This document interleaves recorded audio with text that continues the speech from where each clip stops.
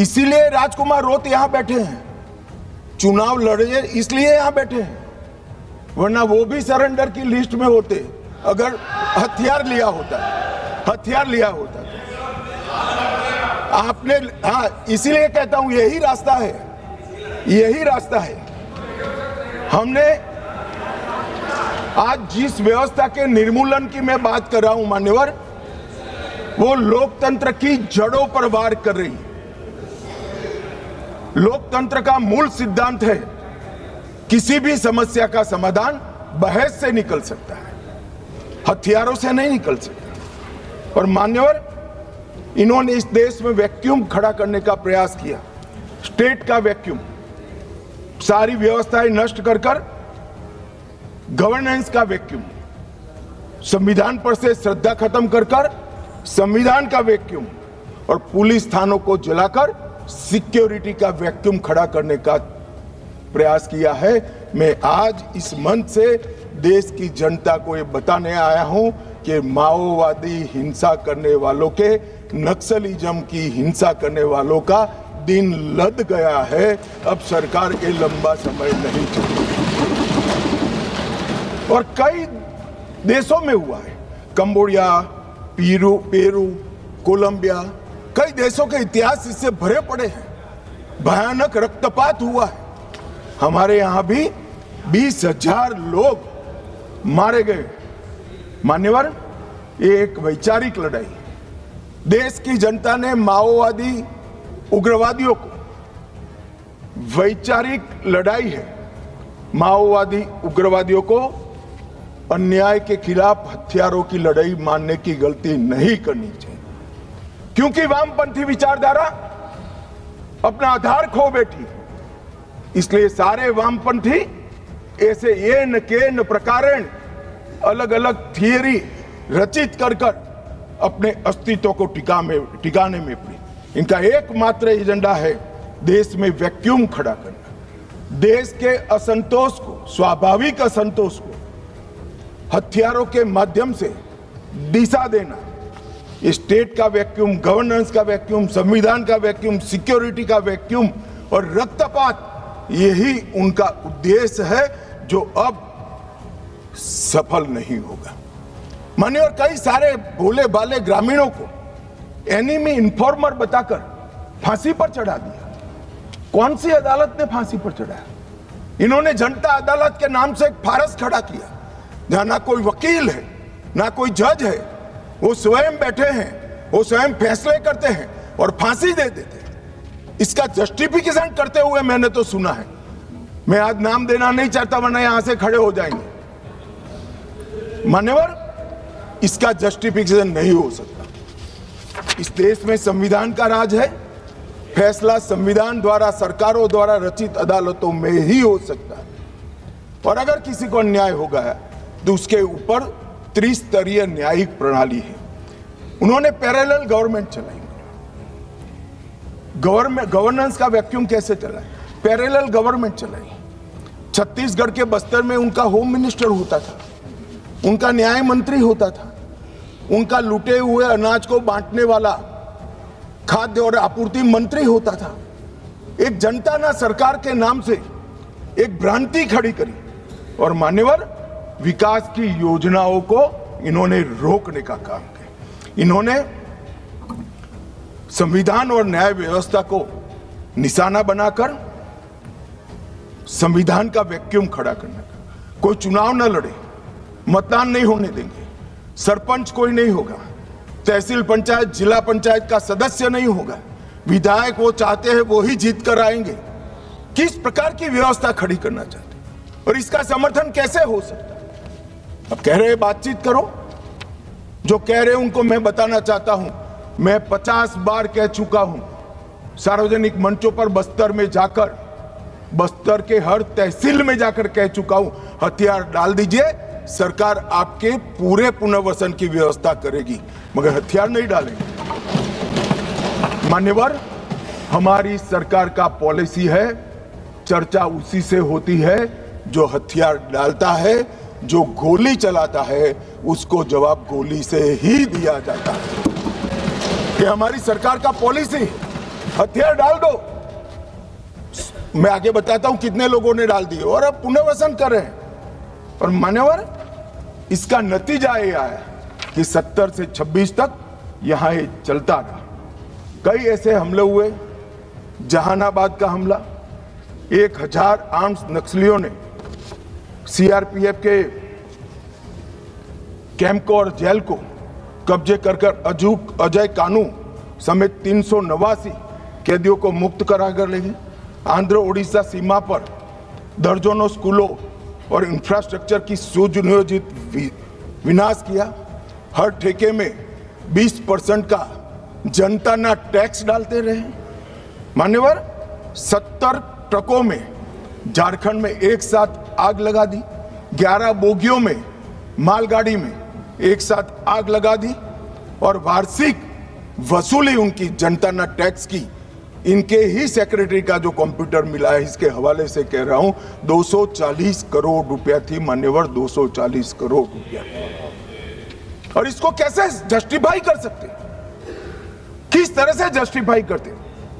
मान्यवर, मैं आज ये नक्सलवाद मूल कहां से आया, परंतु हमारे देश के लिए वो किसी भी प्रकार से ऐसी स्थिति ही नहीं थी कि जहां इस प्रकार के साम्यवादी विचारधारा, लेफ्टिस्ट विचारधारा का पनपना हो पाए।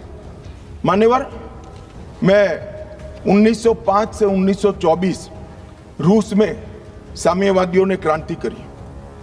1914 के युद्ध में रूस की आर्थिक हालत बहुत बिगड़ गई और वहां पर भूख, महंगाई, अव्यवस्था, और 1905 में खूनी रविवार की घटना ने जनता का विश्वास शासन के प्रति तोड़ दिया और उसने 17 की क्रांति की नींव तैयार की। और मान्यवर, मजबूर होकर निकोलस द्वितीय ने गादी छोड़ दी। वहां पर एक वैक्यूम खड़ा हुआ और वैक्यूम को भरने के लिए वहां पर लेनिन की अध्यक्षता में साम्यवादी सरकार आई। इसी तरह से चीन में एक अव्यवस्था खड़ी हुई। करोड़ों किसानों गरीबी और भूखमरी से जीवन जी रहे थे और 1921 में कम्युनिस्ट चीनी पार्टी की स्थापना हुई। माओ उनके नेता बने। कम्युनिस्टों और कुओमिंटांग के बीच में, जो वहां के सो कॉल्ड राष्ट्रवादी थे, राजा के वफादार थे, इनके बीच में युद्ध हुआ और 34-35 में एक लॉन्ग मार्च हुई। और मान्यवर, एक पीपल्स रिपब्लिक ऑफ चाइना की स्थापना 1939 में हुई।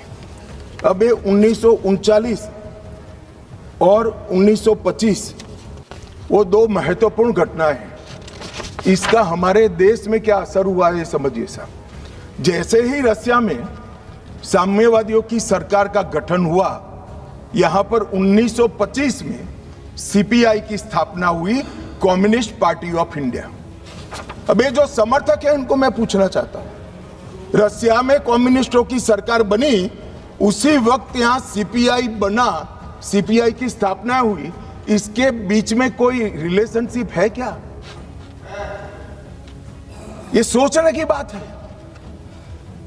रसिया की सरकार ने स्पॉन्सर कर दुनिया भर में कम्युनिस्ट पार्टी की रचना की। इसका एक हिस्सा हमारे यहां बना हुआ है। अब जिस पार्टी की नींव ही किसी दूसरे देश की प्रेरणा से गई है, वो हमारे देश का भला कैसे सोचेंगे? इन्होंने तो अंग्रेजों का भी समर्थन किया था। 1964 में कम्युनिस्ट पार्टी मार्क्सिस्ट बनी। यह भी समझने जैसा है कि सीपीआईएम क्यों बना। मान्यवर, 64 में 69 में 1969 में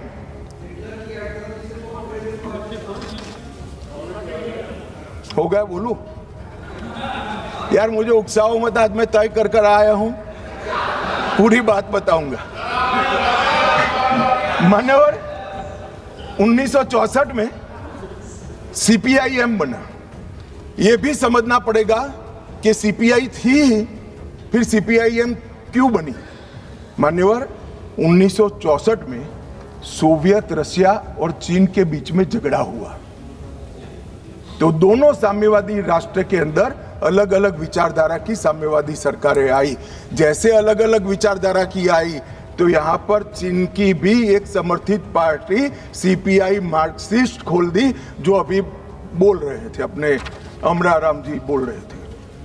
मान्यवर, ये दोनों पार्टियां कम्युनिस्टों की, एक रशिया में जब क्रांति हुई तब हुई, और एक रशिया के चीन के बीच मतभेद हुआ तब हुई। इसके बाद 69 में संसदीय राजनीति का विरोध करने के लिए, मेरी बात ध्यान से सभी लोग सुने, आपके माध्यम से मैं देश को भी कहना चाहता हूं, 1969 में सीपीआई एमएल मार्क्सिस्ट की स्थापना हुई।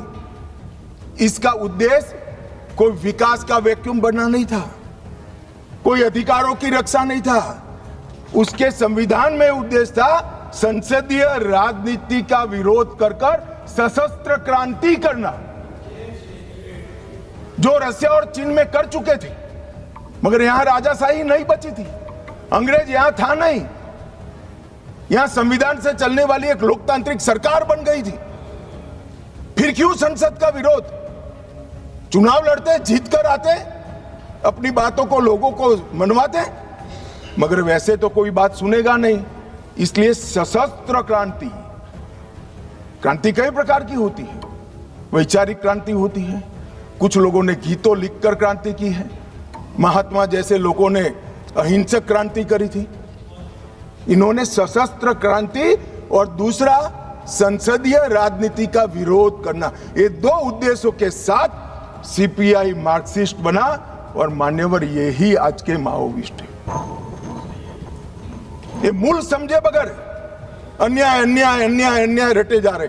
भाई, अन्याय के लिए नहीं बनी है, हमारी संसदीय राजनीति का विरोध करने के लिए, संसद का जिसका आप सदस्य हो, इसका विरोध करने के लिए बने।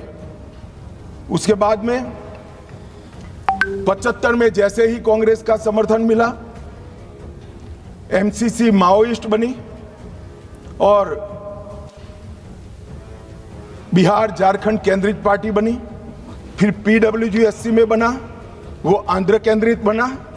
82 में दलित किसान केंद्रित सशस्त्र संघर्ष CPI ML party unity Bihar में बनी।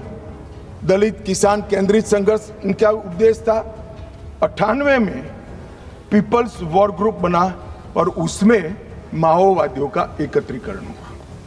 इतना सब करने के बाद भी वो सफल नहीं हुए और 2000 में PLJA बना, GA बना, जो सैन्य विंग बनी, गुरुल्ला फोर्स बनाई मान्यवर।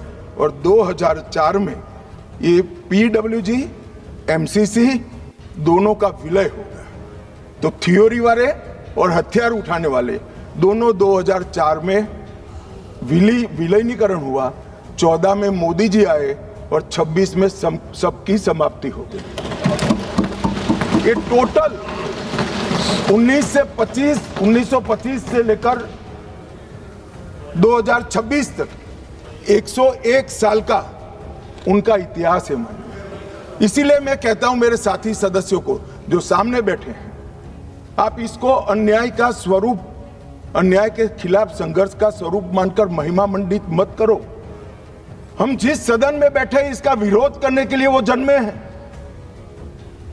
वोट की जगह बुलेट से शासन प्राप्त करना चाहते हैं। और मान्यवर, अगर यही बात है कि चर्चा करिए चर्चा करिए चर्चा करिए, चर्चा से कोई परहेज नहीं, हर कोई चर्चा का स्वागत करता है, पर फिर तो पुलिस क्यों रखी है? पुलिस की जरूरत ही नहीं। सेना क्यों रखी है? पैरामिलिट्री फोर्स क्यों रखे हैं? कुछ लोग ऐसे होते हैं जो चर्चा से मानते ही नहीं है, वहां बल प्रयोग कर उनके अत्याचार से निर्दोष नागरिकों को बचाना पड़ता है।